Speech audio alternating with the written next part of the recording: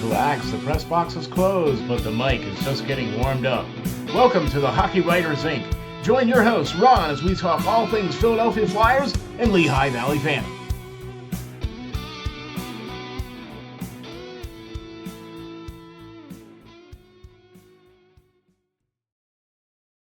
Ladies and gentlemen, welcome to the next episode of the Hockey Writers Inc. with your host, Ron Mont, and special guest, Russ Cohen. Hey, Russ, how you doing? Good, Ron. How are you? Oh man, I'll tell you what. I'm getting excited. I'm getting excited. We're getting closer and closer to official puck drop. Yeah, it's getting there. It's too many preseason games left, but I know we have I to endure. right, I'm with you, but we're getting closer and closer. Pretty Sure. soon that calendar is going to tick over to October, and once we get into October, man, that's when it really starts getting closer and closer. So, thank you all very much for tuning in and checking us out. We'd really appreciate if you would smash that like and subscribe button, man. We would really appreciate that. Also, big props and thanks to Lowercase Blues for providing the great intro music. Really appreciate the Jake and the boys for providing such awesome music. Head on over to lowercaseblues.net. That's lowercaseblues.net and check them guys out for sure, for sure. We are on episode number 205, a Philadelphia Flyers training camp update. And a couple preseason games left. And one being, as we're going to be filming one here, there's going to be one starting here soon here directly as we're filming against the Boston Bruins. But Russ, we haven't seen a very good preseason so far, have we? No, we haven't. I mean, honestly, you want more scoring, you want better defense, you want better goaltending. You're seeing some things here and there, some flashes here and there, but it's not enough to make you believe that all of a sudden this team's going to come together early on. It's Yeah. just not. Yeah. Okay. And that's kind of what we're going to get into here a little bit with quite a few of the players have been moving back and forth now where we're shrinking the roster down as we keep getting closer and closer to puck drop. And I want to talk about some of the players that have been sent back to juniors, which we all know that Nesbitt was going to be one of the ones that was going back. And we've talked about this on previous shows where we feel that most of all these players would do well to go back. Yeah, I mean, it's not any kind of surprise. Uh, I wasn't going to write anything like Jack Nesbitt's close to the NHL. He's not close to the NHL. No. So, and it's okay. Uh, I like what I see out of Spencer Gill. Spencer Gill went back. He needs to go back because he needs to put it all together. But yes, he's making progress. They're all making progress, but none of them are making progress where they all of a sudden can skip steps. Okay, see, that's what I wanted to get to. And I agree with you 100%. And I'm a little disappointed though, if you must know the truth. I thought we would be seeing a little more out of some of these guys. I mean, I want to take for example a player that I was really high on when he first got here. I thought he played really well last year with the Phantoms, and you said that he basically has played himself out of town, and of course that rang true with Helgi Grans being put on waivers. I mean, what did we miss something here? No, I mean, you have to be put on waivers to get him down to Lehigh anyhow. But he had some turnovers. He got turned around a few times, and with the new coach, that's enough to be on the outs. There's enough defensemen there where, and I'm not saying they're all like totally solid, but what I'm saying is if they're looking at you as a possible guy to, help out on the third pair, be a number seven, something like that, and you play like that, you're pretty much done, at least for now. Yeah, yeah. I mean, that's pretty much the case with that too. And something else I want to talk about too, which you also mentioned in some of your random wise tweets that you've put out there and some things that you've put out there that I really much agree with, and I was really taken aback by it as well. And that is the lack of the Jet Luchenko.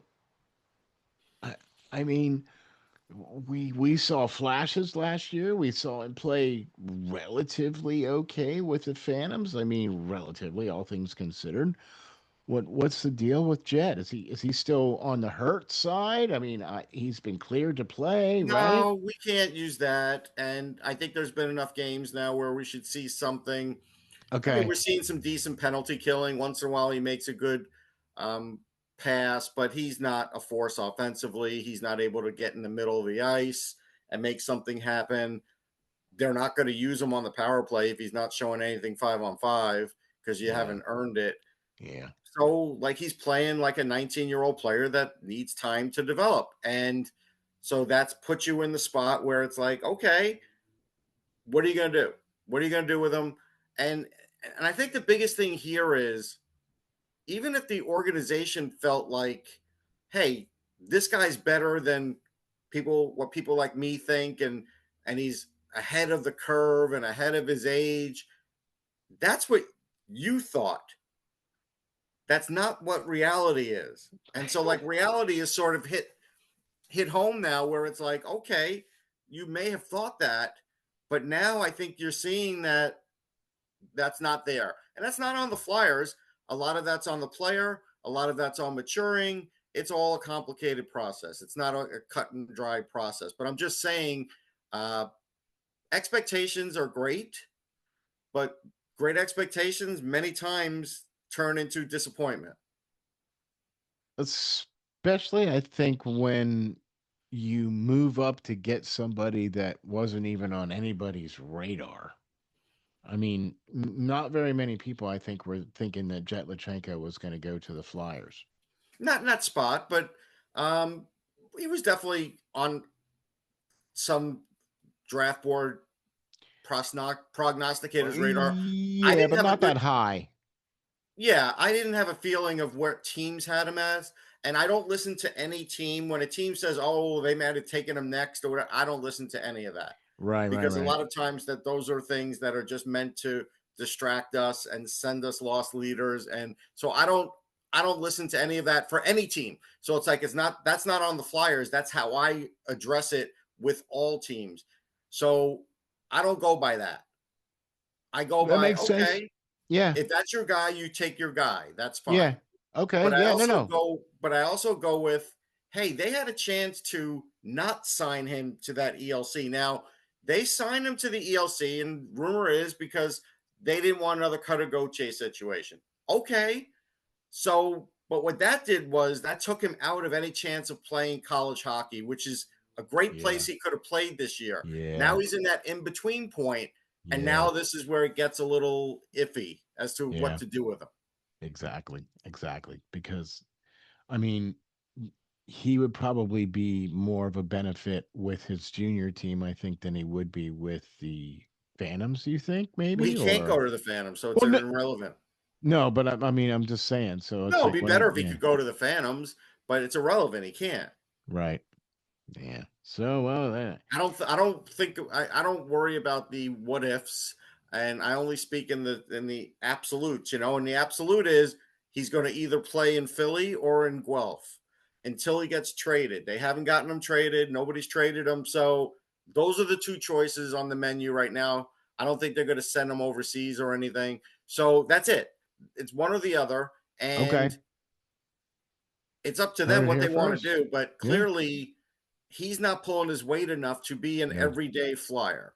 no, So like, are you going to play him and then bench him for 5, 6 games to watch? Not bench him, but just sit him down and watch and let the calendar turn and wait until World Junior camp and send him away and let him go to the World Juniors and then hope after that maybe Guelph gets tired of him not reporting and they trade him. Yeah, maybe.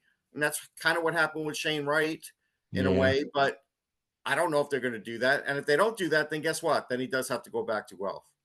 Well, there you have it, and there you have it, folks. Right there, you heard it here first. Hey, all right. I mean, they're giving him the chance, and if, Yeah, he, and if he can't he's do not it, taking it. Yeah, I don't understand the point in stringing him along. Like it's just there's a early benefit to that, but then there's a point where okay, this guy needs to be playing big minutes, power play, penalty kill, everything, and he's just not going to do that in Philly. not right now. Anyway, not right No, now. no, that's what I mean. Right now, I'm only talking about Yeah. right now. Yep. And I agree with you 100%. So, okay, there was quite a list of guys that they sent down to the Phantoms. I'm Hmm. pretty sure you're going to agree with pretty much all of them. Rizzo, Robertson, Hmm. Tamula, Bolton, Marty, I mean, Wilson. Tuamalo's in danger of being a bust, though. Like he's heading down Bustville, and if he heads down Bustville, check out that draft because without Cutter Goche in that draft and without Tuamala, they're going to walk away with nothing in that draft. And we talked about this on the last show where they need to start hitting on more than one player, if Yeah. that. I mean, you know what I mean? Oh yeah. And they need Two to or start three at hitting a on. time. That's what you got to Yeah, do when you're in this position. You got to hit two or three at a time, especially with all these exactly, picks. exactly, exactly. And they just haven't been. Now, this is really only what Danny's second full year. Right.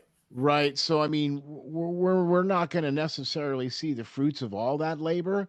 We're seeing still the fruits of the previous administration's labor, and we all know that. Well, that wasn't the best. But previous administration, some of those people are still around too. So it's a Right. mix. It's a mix. Exactly. Exactly. So I mean, there you have it. I mean, you're gonna have some of those guys that would, you know, I I think we talked about it on the last show, and I think we have to pretty much stress that this year too. You need to focus on making the Phantoms a good team. You Yeah, need, make them the best team in the AHL. If you make them the yeah, best team in the AHL and they go on a long run and they possibly win a Calder Cup, then that's going to help the big club. exactly, exactly. And it's like we've been pounding this hammer, nail in the hammer for last couple of shows here, but it's the truth, But and it's that's not exact. sexy. It's not sexy to do that. It's sexier to think about who might play with the Flyers, what young guys are going to kind of like jump up and surprise and everything else. And you see that most of the time that doesn't happen. And we don't have that. There isn't any one of these. There's not a single player that's on the current roster that's skating with the team right now, or even that got sent down.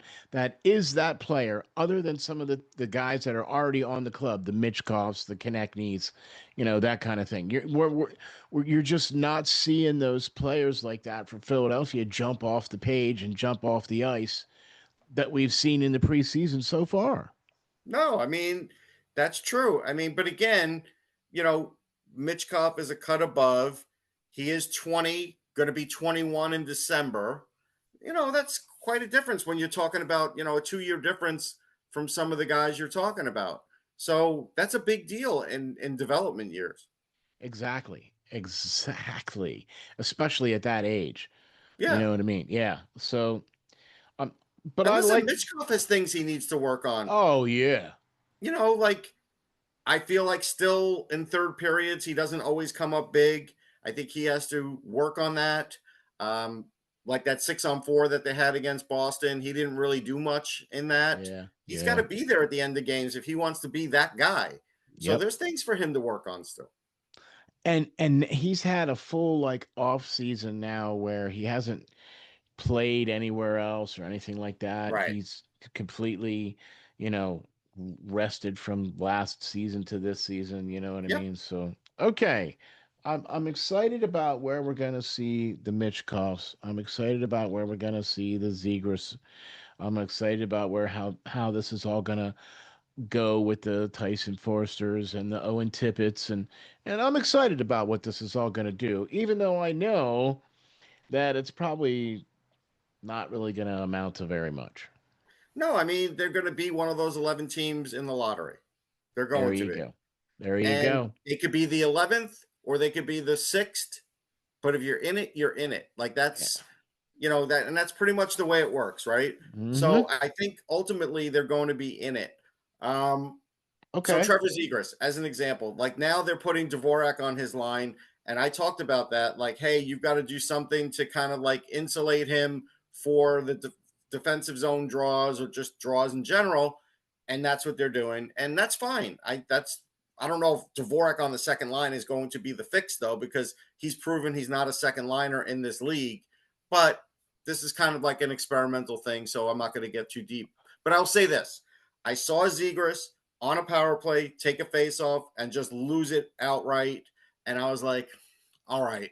Uh, I think I would just do it in different situations. But the power play now, it looked better last game. It definitely got some results, which is good. But then the 6-on-4 got no results. So then it made me think, it's partially, there's a little fix in there, You're right. You but not know. completely, Yeah.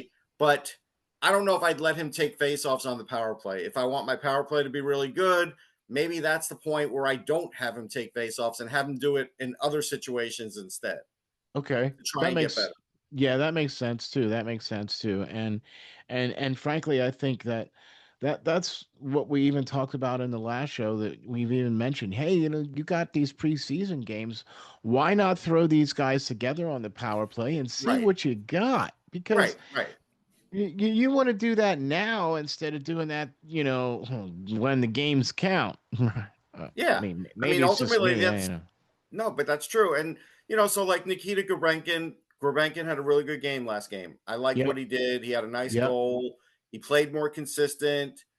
He still didn't play a perfect whole game. He still has some issues, but he's ahead of the pack compared to everybody else that's, a young player for them that hasn't played for them. So I give him the rest of the preseason. I Yeah. give him a little bit of the regular season, excuse me, a little bit of the regular season and see what he can do. I Okay. I would like to see more consistency out of him. A more consistent game, sometimes a little safer game, but then I like some of his creativity. So you'll see. I mean, he could be a guy that does really well early part of the season, but if he gets into a point where he's not scoring, you don't want him to take bad penalties and start, hurting you that way. So Yeah. that's where I want the consistency. So it's Yeah. not just like, hey, he's scoring, so don't worry about the other stuff. Like you don't want to be in that boat at some Yeah, point. right. Exactly. And boy, that's a great analogy right there too, because you need to make sure that you got that covered. So, all right. Well, there's a couple other things that I want to quickly address here, and Sure. that is the injuries that have kind of started to take their toll here a little bit. Where we've got Oliver Bonk and Karsen Dorwart, Lane Pederson, and Ethan Samson, kind of on the day to day list here. You know what I mean? Well, Samson's longer than that. He's more in day to day. Okay, all right. Yeah, he's a few weeks from what I saw. Okay, that's what I wanted to ask you if you have any updates on any of those guys Yeah, that I I thought I saw mentioned. Samson was 3 weeks or something. So he'll go down to the Phantoms. DeWart, unfortunately, if he stays hurt, maybe Abels is going to possibly steal his job, and that's fine. Again, DeWart has not had a full AHL season. If you send him down, Abels buys time for those younger players. So I'm all for that.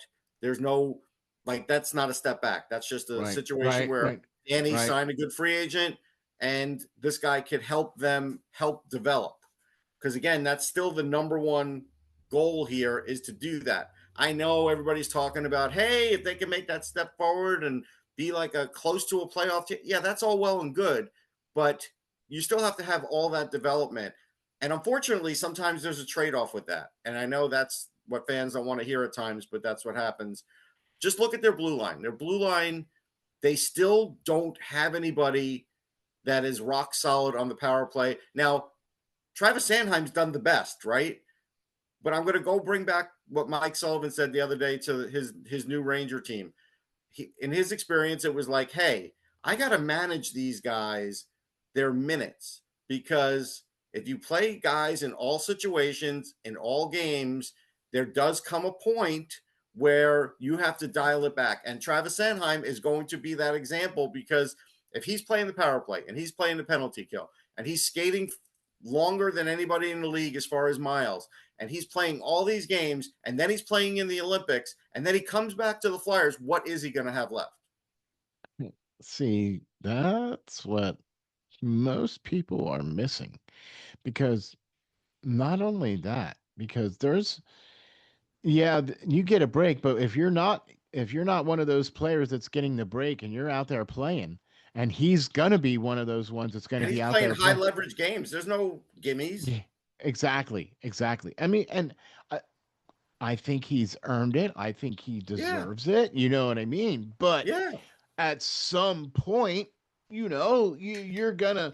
gonna run out of gas. You're gonna run yeah. out of steam. You At some point, that's just how it's gonna have to be. And Same you with need, Konechny. You know, it's like you yep, can't if you like. I would take Konechny off the penalty kill. I've talked about it. That's where you could ease him up. If you have to put Sanheim on the power play, then don't have him on the penalty kill. Like at some point, you got to just let other guys fill these slots because you yep. can't have these guys doing everything. There is a point where it's going to sap them. I agree. I agree. Last thing I want to get into here, Russ, is that the Phantoms are starting their training camp. They've got a couple of preseason games coming up here in the next couple of days, and quite a list of players are now down with the Phantoms. And there's probably going to be, a couple more because when did the Flyers have to be down to 23? It's like Oh, they have what? weeks for that. Oh, they do. Okay, all right. I They got wasn't a sure couple about. weeks, I think. Okay, I wasn't sure about that. So, I don't know the um, exact date, but like they have okay, time. okay. Um, we've talked about it before. I think we're going to continue to talk about it, but with what we've seen the Phantoms do last year, with everything that's taken place this year, I feel pretty good about the Phantoms this year. Do you? Yeah, no, I do. I feel better. I trust John Snowden. I think they have more talent. I don't understand the wisdom of the goaltending the way they're doing it right now because Kolosov's starting next game tonight, and I don't understand that. I would have just sent him down and played Vladar more, and then let Bjarnason play one more game, let him be that guy, and then send him down. Like they're just giving Kolosov these extra starts, I think, to placate him. And that's just if you ask me, that's my opinion because he hasn't earned it. Like he hasn't played Yeah, well. Last yeah, game was right, bad. right. And so it's Very bad. like this is the only thing I could come up with as to what's going on because he's the number one Phantoms goalie. Like that's it. He has the job. And then Bjarnason's his backup. But right now he's going to get another game. And after that game, good or bad, I'm sending him down. But I would have sent him down already. I agree. I agree. I definitely agree on that one for sure because I'm still not sold on him yet No, I'm not at either. all. Not at all. Not even at all. He needs to And if prove it to me.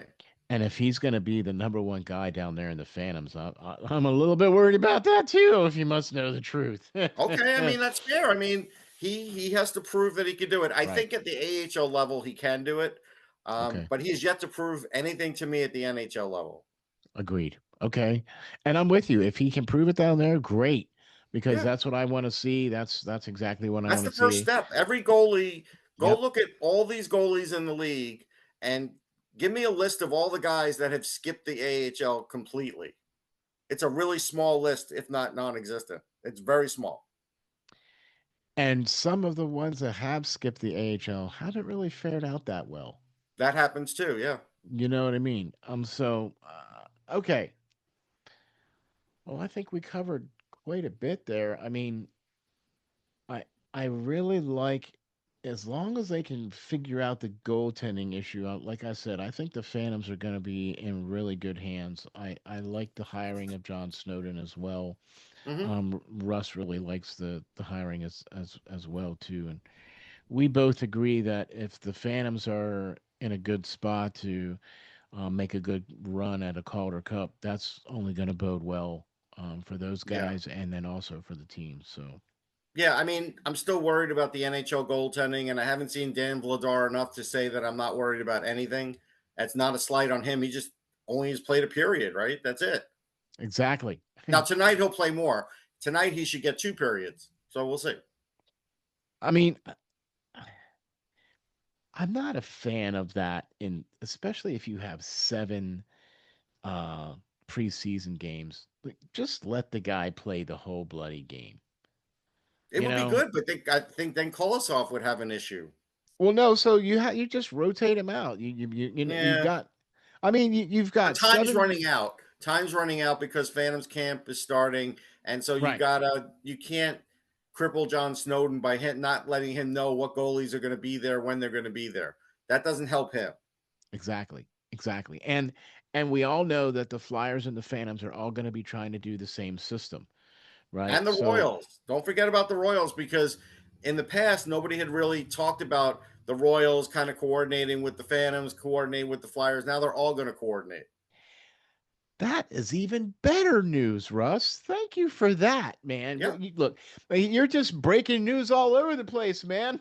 I'm not breaking news. That's not breaking news. That's just No, I know. reminding people what I've No, no, heard. no, I know. I know, no, I know. I'm just kidding, but Yeah, yeah. that's a good thing to know though too, because man, the the guys down there in Reading, if they're playing the same system, and then when they get the call up to come into the Phantoms, and everybody's playing the same system, and then the guys It get the helps. call up And it's from the not going to be a Phantoms, lot because the Phantoms are going to have a lot of players, but there could be a time. And if there is, they won't miss a beat. And that's a good thing.